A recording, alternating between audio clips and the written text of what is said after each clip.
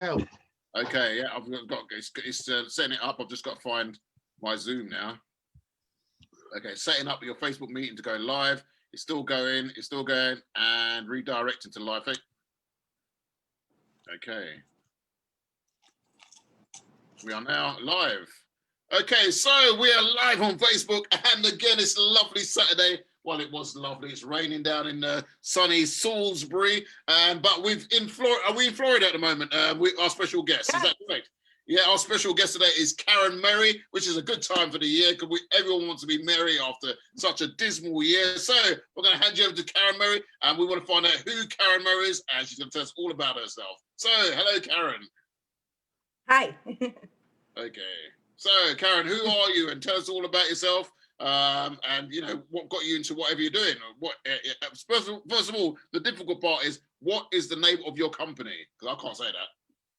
Kahula Animation Studios and Kahula Designs. So right now, I've been focusing on creating patterns, and I wanted to do a series that was patterns for pennies, which is like puppet patterns that can be built and made from scraps, from smaller pieces of material, from things you can find easily, substituting some materials for other materials that a substitute might cost $1 where the original cost 10. And then putting them in pattern series for people from beginners to intermediate builders who just want like a fun build. None of the builds in the series take more than 2 days, and most 3 to 4.5 hours. Wow. And what's your inspiration? I mean, you know, where'd you get your ideas from for your patterns?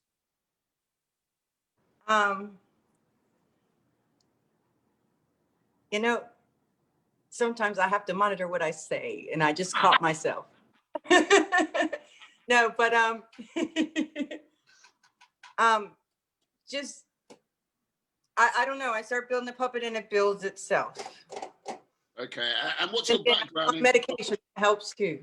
Yeah, and what is your background? I mean, have you always been a puppet builder? I mean, you know, how long have you been doing puppets and stuff? No, I did a little acting at one point, and I did prop building, special effects, CGI, cartoons and animation. And then when COVID hit, COVID, you know, threw a little wrench in things, and I had more time to do something like build puppets, which I'd always wanted to. I just didn't have the time. Okay. So COVID kind of gave me the opportunity to branch off and start something new. So that's actually a good thing. Yeah, no. I mean, I think it's changed a lot of the way people look at things and do things now.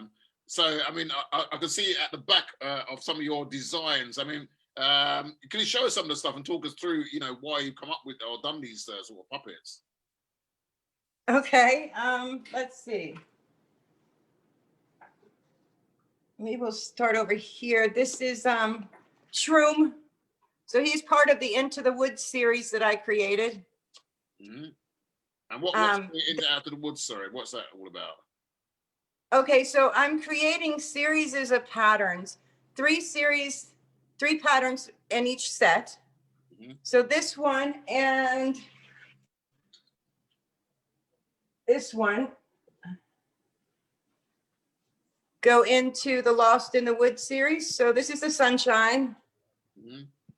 And what I actually did here was these two are actually both formed from the same high density foam child's ball. Okay. So this, hold on one sec, let me grab it. So this is not the size that I use because I used the 8.5 on those, but to give you an idea, these balls are high density foam balls. Mm-hmm. They sell them on Amazon. They come between 6 inches and 8.5 inches. And they're just really fun, but these two are actually made out of one ball. So you're actually, when you purchase a ball, you're actually going to be able to build 2 puppets out of this. Wow. Because the smaller section at the top is what I used for the front of the sun's face. Okay. Uh-huh. And the bottom of the same ball was used for Shroom. So actually the sun and mushroom were once the same high density ball. And the bits around the star thing, I mean, is that from the same ball as well, or is that something else? This circle right here is the other half of the foam ball. And what about the spiky bits? This is just I cheat on quite a few things, but I'll show you here. One of the things that I do, I like to save money, so that's one of my things, but I use, hold on one sec, I'll grab one. You guys are gonna laugh. But I use placemats, rubber table placemats as my base foundation for my mouth mechs. Okay. Mm-hmm. And then what I do is I glue it onto a piece of foam. Wow. So it's going to give you that nice slide in handhold for your puppets. Mm-hmm. And a nice fit, and pretty much anybody's fingers can fit in there and be snug because of the extra foam. So I basically, for this guy, for his rays, I just took a piece of placemat and I contact cemented it to a piece of 1/2-inch foam and then covered it. Wow. His nose is actually, hold on. So you're like an economy builder. You know what? It's COVID, and things that I used to get so easily, supplies that I could just pick up anywhere, are becoming hard to find. Mm-hmm. And there's just some things that you can find out there you can replace things with that are just, they work great, cost less, and they're just so, they're everywhere. Mm-hmm. Did you for his nose, I took one of these cherries. Okay. Very nice. And that's sort of like so this cherry head is also the same type of cherry is also this guy's nose. So what I did was I put my cherry on the bottom of a pin, covered it in contact cement and blow dried it just till it was tacky, and pulled my fleece over it until I got his nose. Mm-hmm. This is Juan Mug. He's part of my Wake and Bake series. You've got all these little series. And where can people see these series, what you do? Well, I have some on Etsy under Kahula Designs, one word. Mm-hmm. And I'm selling them on there. And I do have an internet special on Facebook. My patterns, whether they're big or small, are $40 each for the pattern. I don't want to raise prices because it's a bigger pattern or a harder pattern. It just is what it is. And if you get all three in the set, it costs you $100 instead of $120. Okay, that's pretty good. Yeah. Or you can pick whichever one you just want, 40. Let's see. Here's some more from that series. These are from the Wake and Bake series with Juan Mug. So it's the mug, and this is Norville. He's a chocolate chip pancake stack. Very nice. And if you look inside, he again has. That's very big, isn't it? You get a whole hand in, you get 2 hands in there. No, you can get 1 hand in there, but. And what's the brown bits that made out of? I mean, all the bits that lines. Oh, okay. This is actually colored hot glue. Okay. So the colored hot glue comes in big bags. You can get them assorted colors, any color you want. And the only thing is just make sure it dries before you pull. It'll get these little strings off of it like hot glue gets. Just let it dry a little bit before you peel those off. Mm-hmm. But he's a lot of fun. And this is another one in that series. Wow, yeah, very good. It's like a food series. Yeah, you know, I got to where I was seeing everybody was making patterns with human puppets or people puppets and animal puppets and monster puppets, and I just wanted to do some thing puppets, you know. Mm-hmm.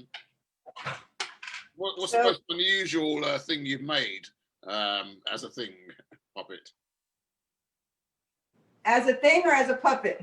Well, yeah. What's the most unusual thing puppet you made, or puppet thing? Okay, you guys want to laugh? We'll laugh.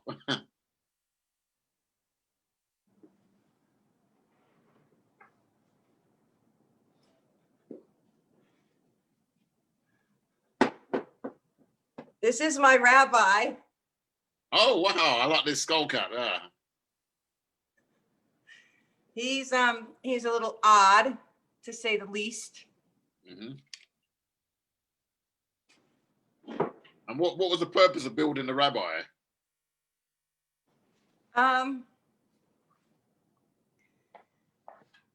The rabbi also has a pig puppet that he leads around on a leash, and it's kind of dressed in black leather, but it's quite entertaining.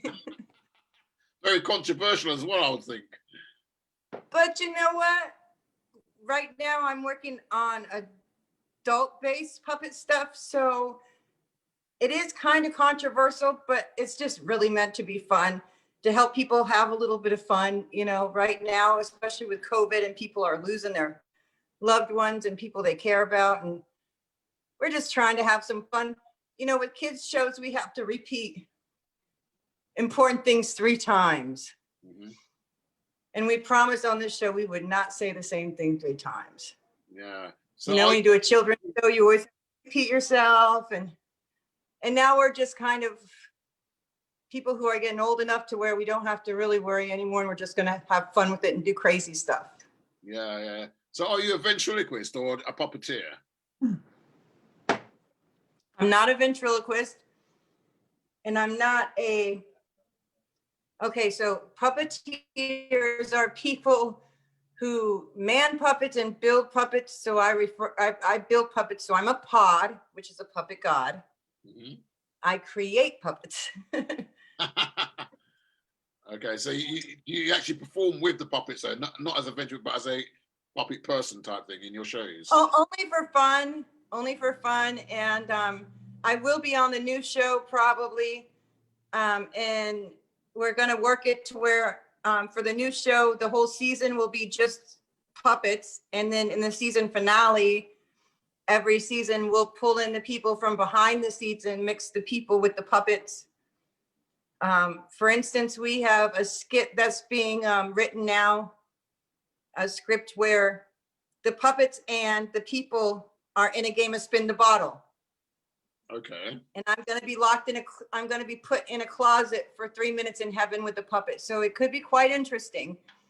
I'm not sure how I'm going to do it with a straight face yet, but I probably can. Or there'll be a lot of takes. Yeah. And when is this going to be out, or where will we see this puppet thing? Well, we're shooting to have it airing next year. Hopefully by this time next year, it'll be out. Right now with COVID, everything is kind of slowed down. We have a few key people like BJ who've been real busy doing movies and stuff like that. So when they break away, then we get the opportunity to work on this project. So this project is just a lot of puppeteers and people who've been around for a long time who kind of want to have fun with it and, you know, do something different and shake things up. So that's what we're going to do. We're going to shake everything up a little bit. Okay. I noticed the sun one, going back to the sun thing. Did you holler out the back yourself? Mm-hmm. So all you do is you basically have it cut in half. Mm-hmm. And then you cut it in half again, and then you end up with 2/4 of your ball. Okay. Then you just carve your lip ledge for your mouth plate to fit in. Mm-hmm. And just pop that in. You can't really see because I have covered it. Yeah. But the mouth plate, you cut it a ledge in here. Okay. And then when you put your mouth plate down in there, it sets right on that little shelf. Very nice. So very nice. Basically doing is going down, just creating like a little ledge in the inside for that mouth plate to rest in. Yeah. Okay. Yeah, that's very good. Very clever. I mean, it's getting nearer Christmas. Have you done anything like sort of Christmassy with any of the stuff you've made? I have actually. We're doing Becky Adams, which is a wonderful little puppeteer. She does great things with puppets for middle school kids, helping the kids with puppets who are older. And she did a Pass the Rod video a while back, and we just were working on a 12 Days of Christmas. And I got 7 fishes swimming. So I did 7 fishes swimming, which are basically these fish. Oops, I don't want to fall off. Oh, wow. This is one of, I think I have 15 over there. Okay, can you hold it up a little bit more? That's it, yeah. So it's a bit like, what's that fish, I can't remember what it's called now, on Disney fish type thing. Oh, Nemo? Yeah, a bit like Nemo, isn't it, I suppose? Well, these are fun. This is actually an 1.5-hour build, which I love. Wow. Because if you wanted to pop one out, they actually pop out in like an 1.5 hours. And it's a fun build if you want to just do something to get out of a rut. You know, if you've been trying to build something and you haven't really had a lot of luck. And I'm sure I've seen somewhere that you do like online training or courses type things. I do some little things. I have a little Facebook page called Sharing the Puppet Love, and I do some stuff with people on there. And I actually learned online from Stan Winston School. I did the Stan Winston online under BJ Geyer, which is just an amazing dude. And I've completed the classes, and I still take the same classes over and over because every time I learn something new. Wow. You know, I pick something up I didn't pick up before, or something clicks, and I just really, really love having somebody teach me who is very patient. And communication is big for me too. If I'm watching like a how-to video or something, I want to see somebody like engaging with me on the other side, not just, you know, kind of like all silence and no talking. It gets boring, even with puppets. Yeah. So I mean, what sort of advice would you give to someone who wants to get into like puppet building and making puppets? Oh, I'll tell you. Tell me. It's one of those things that when you start doing it, you never want to stop. But my advice to them would be to get on the internet and just network, meet people, make some friends who build puppets. You know, they're really easy. People want to help you be successful if you're building a puppet. If you make some puppet friends, join some of these Facebook pages that have puppet stuff on them. We have a building group we do Monday through Friday from about 6 a.m. Eastern Standard Time till about 4 p.m. And we hook up a room where everybody's in the room building at one time. So everybody's via cam, they're building at once, and there's somebody there you can ask a question if you don't know what you're doing. So we have a lot of fun with that. But my advice would be to network, meet lots of people, and just have fun with it. Yeah. I mean, I know that from experience, like talking to my partner in crime, Ian, who does he runs Creative Puppets.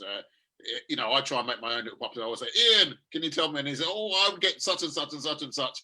I mean, it's really good that you guys are actually out there helping other people to create what you've had to learn. I mean, like you say, you went to Stan Winston stuff, which obviously costs a lot of money, and you're sort of like doing it near enough for nothing, really. Well, you know what? Just because you show or you teach someone how to do something, everybody's afraid that if they teach someone how to do something, they're going to do it better. I mean, it's just so ridiculous. It's puppets. It's not that serious. You know, help somebody. You could be inspiring somebody who's the next Jim Henson. Yeah. I mean, how do you know that someone doesn't have this amazing talent to offer to the world and they're not going to develop it because they can't get any help? No, which is just rotten. I think that's the best attitude to have really with something, because like I say, everyone started somewhere, you know, and it is always nice. Like I say, you never know who's going to be who at the end of it. So yeah, an inspiration. It could be some kid who's like doesn't see any future, and then suddenly this toy comes to life, and he's like, oh my god, you know, and I'm going to make my own because of like Karen or Ian or some, you know, someone along that sort of line. It's made him into a different person. You know, you never know. I mean, I think it's a brilliant thing what you're actually doing. And that's what I said. I mean, I actually saw you on the internet. I thought, wow, she's actually showing people how to make things. And it's like, you can just copy it. Aren't you worried about like people making 100 fishes or 100, you know, the same with what you've got sort of thing? You know what? People are, the more puppets that there are out there in the world, the more awareness. I mean, puppetry is becoming this dying craft, and people aren't really doing it. And we're losing. It's just like my grandmother used to tat lace. I haven't seen anybody tat lace in years. Yeah. But with Jim Henson gone, it's kind of one of those things that, you know, I hate to see puppetry die. If more people are doing it, more people become aware, more people want to get involved. You know, it's a lot of fun and people just don't realize it.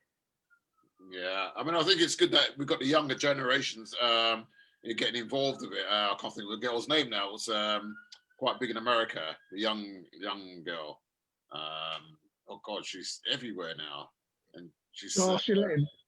that's the one. Yeah, Darcy Lynn. And it's good to see people from the younger generation in spot, because I mean, it's bringing a lot of kids into doing puppets now and wanting to do puppets, which is really, you know, a good thing, really, I suppose. And it helps the industry. And then because they're doing it, you'll be able to sell more puppets and so forth. And it just builds the group bigger and bigger. Well, you know, you're never going to get rich making puppets. It's just not going to happen. But if you want a job that you really, really love and you don't feel like you're going to work every day, it's the perfect job. I go to work every morning. I'm in my studio at 6 a.m. I start building. I don't leave till 4. And my day seems like it flies by. It seems like it's been 15 minutes. Yeah. And the day's over. I don't want to sit behind a desk. I don't want to have somebody telling me what to do or dictating what I need to do or how to do it. And if you want just to have a job that you love and you get by, this is perfect. Yeah. You know, money and everything. Your sanity is pretty important too. Oh, yeah, not that any of us have any, but. Yeah. I mean, I totally agree with you. I mean, if you don't do something you enjoy, then there's no point in it. I mean, you know, people will go to work and moan, "Oh my God, I hate my job." Leave it. You know, it's as simple as that. No one's forcing you. Oh well, I can't live.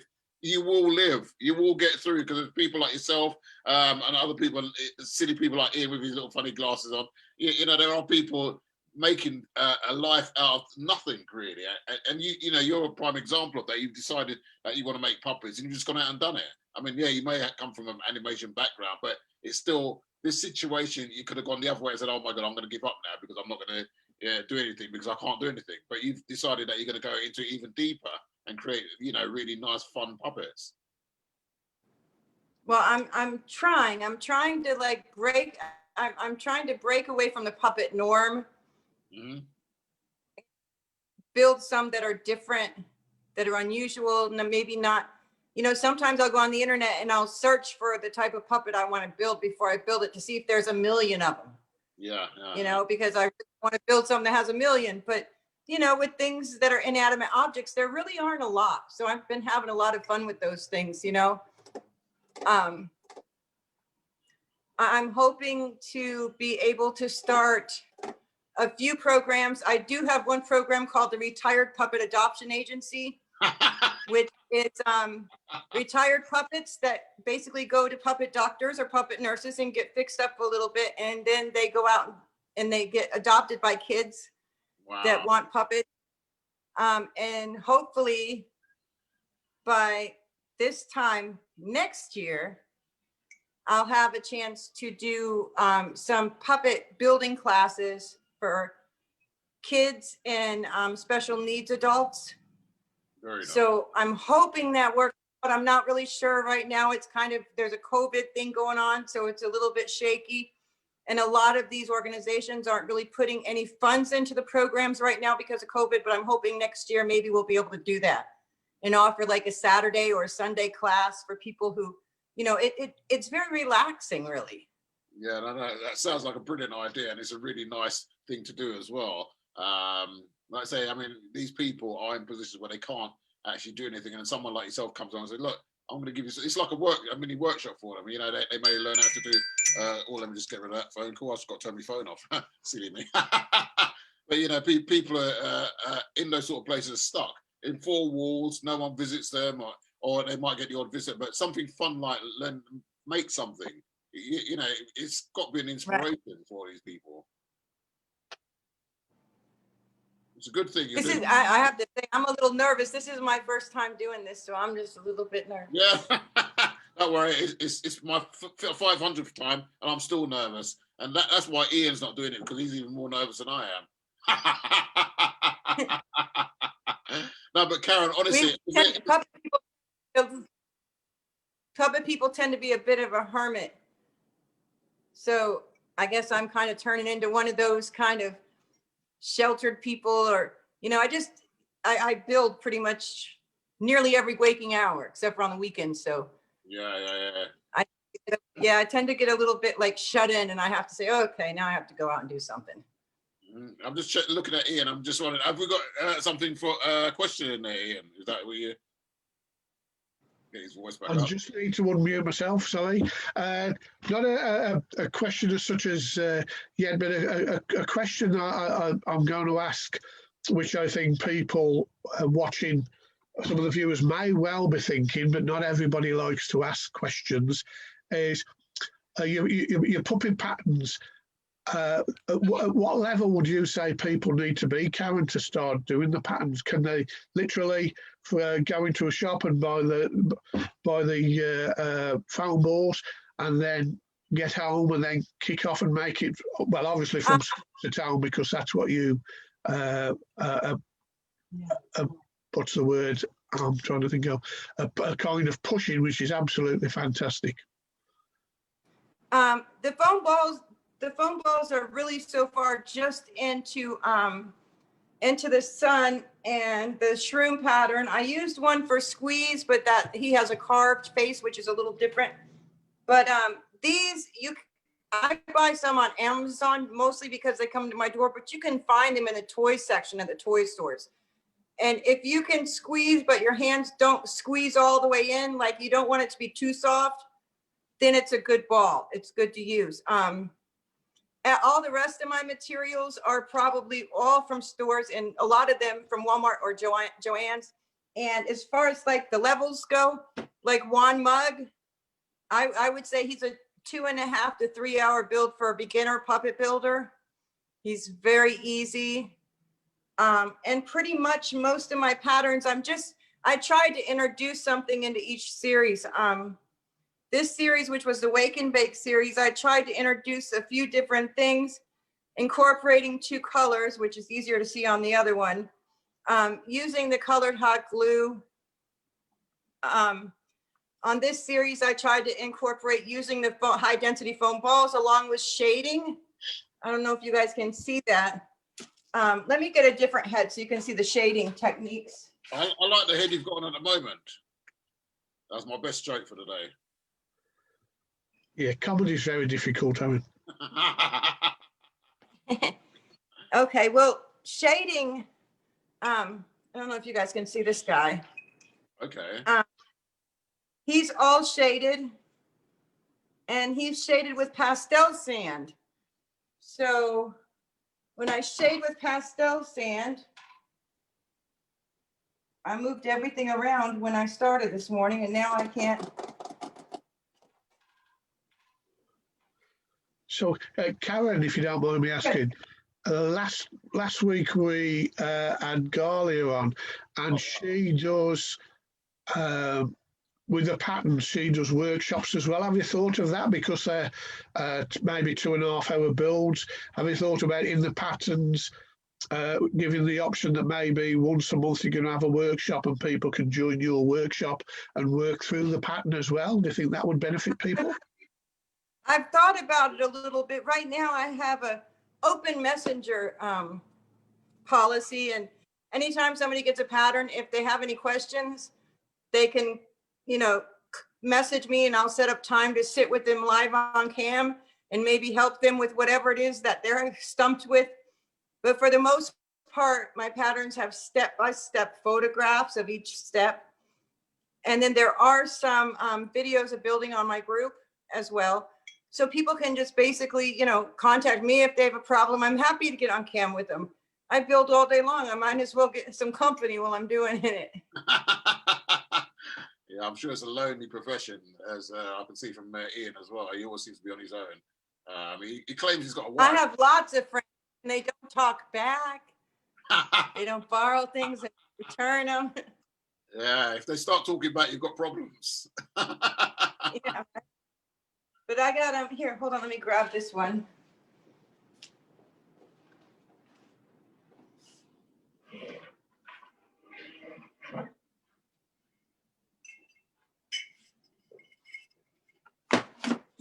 That sounds like a real cup of tea. Huh? Oh no, sorry, I thought someone's got a cup of tea somewhere. I can hear. Okay, cool. So this one is actually my garbage pail build. He has, here's a puppet rod.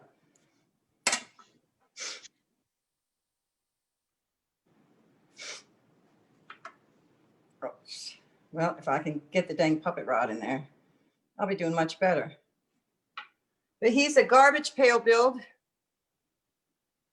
All of his stuff came out of my scrap bin.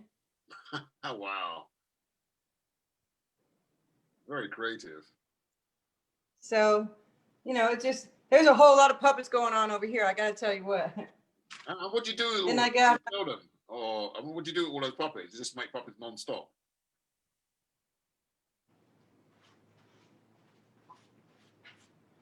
yep, I pretty much just make them nonstop. Here's another one. Wow, okay. I pretty much just build all day long. That's me. And do you sell them? I don't sell them. Right now I do have a couple of projects. I'm working on an animatronic penguin. Yeah. For DJ's Fantasies, which is back there in the back room. It's a shh. And then, but most of the time I don't sell them. I'm selling patterns, you know, of this puppet and that puppet, just so people have the opportunity. It seems like there's not a lot of patterns out there right now, and most of them are the same patterns. Okay. Just somehow changed a little bit. And I like seeing new stuff get out there. I'm hoping I can inspire people who build patterns to make some more different ones, you know, and get them out there so people can enjoy them. Because a lot of people just can't make their own. Yeah, like me. I mean, I've tried, but they've come out terrible. I'm also doing some, my patterns are also going to be, they either are now or going to be available on puppet pelts. And also puppet pelts starting after the first of the year will have some exclusive patterns from me, which are patterns that you can only buy on puppet pelts. Okay. Mm-hmm. So that should be fun. And how's that spelled? But Lord, huh? How's that spelled? Pelts, P-E-L-T-S, is that? Mm-hmm. Okay. Yeah. And they have some great supplies. I found some great places to get supplies. Puppet Pelts has great supplies. Furry Fingers, which I believe is in the UK. Oh, Ian would know. Yeah, he's a puppet. Yeah, I order some eyes and supplies from him. Like these came from there. And even though I'm in the US, they got here pretty quick. Okay, wow. Do you have to pay import charges to import them in as well? I don't know what he charges, to tell you the truth. I don't pay attention often. But they're really nice. And usually if the material is just a really good material, I don't mind paying a little bit extra for it. Okay. You know, because I know I'm not going to be disappointed with it, you know. And these are puppet pelt eyes too on the Sunshine. So he's got not puppet pelts, furry finger eyes. These are. Okay. Wow. But I'm going to try to, like I said, on my group, I try to do a lot of building stuff and a lot of interactive stuff and, you know, just a dive in camp, just so people can join. People want to do it too. They just don't know how. Yeah, no, that's very good. That's very good. Let me just check over to Ian. Is there anything you'd like to ask Karen, young Ian? Young Ian, I like that, Owen. Thank you very much. First time I've been called young Ian. You've answered one question. Puppet Pelts is a great place, a source for the Nyla fleece, which as puppet builders, we've had a few problems the last few years with all the fleece changing. When I say changing, as in not available, or the new fleece coming out isn't quite as we expect and what we want to use, really. So it's great to see that the fleece that you're using is of a good quality. Yeah, I like I do get some fleece from places like Joann's. I get a blizzard fleece, but I don't really use it as fleece. I use it more of a short fur because you can actually brush it. Let me show you what I mean here.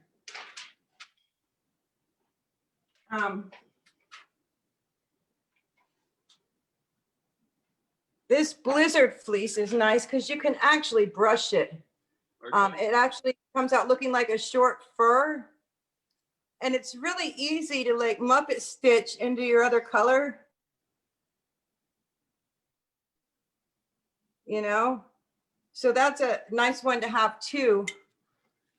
But you just watch the pill. A lot of places you can find fleece that's good at Joann's and Michael's. You just have to make sure it has a nice pill on it. So you can hide those seams better, you know? Can I be excused for 2 seconds? I have to go potty. I'll be back. You guys can share Karen, puppets. before you go, okay. Okay, wait, before I go, what? I was going to say, I mean, we can wrap up now if you want, because I mean, you've done quite Okay. a lot anyway. Yeah. Okay. You want to wrap up, and what we'll do, Thanks for we'll having me, guys. take it off, or you can come back and we'll have a chat. We'll just have a general chat. Okay. Yeah, Okay, cool. Well, okay. Yeah, we'll call it a wrap, Ian. Okay, lovely. That was great. That was really great. I love her honesty as she builds, and I love her techniques. We're all going to have a chat in the green room, I think, now, aren't we, Owen? We are, yeah. Yeah, everybody who's watching on Facebook Live, or if you're going to watch it when it's recorded, post some more questions, and I know Karen will answer them. And will answer them. She'll see the feeds on the group, won't she? Oh, definitely. So, yeah, over to you to final words, Owen. Yeah, I mean, you know, like I say, I mean, I found Karen on the internet myself, and I thought, oh, she does some really unusual stuff. And you know, from what she's saying about the charity stuff and all that, I think it's all good for, you know, the puppet industry. So yeah, no, you know, I'm really glad that she's come on and you know, shared what she's got with the rest of us. So thank you, Karen, when she comes back.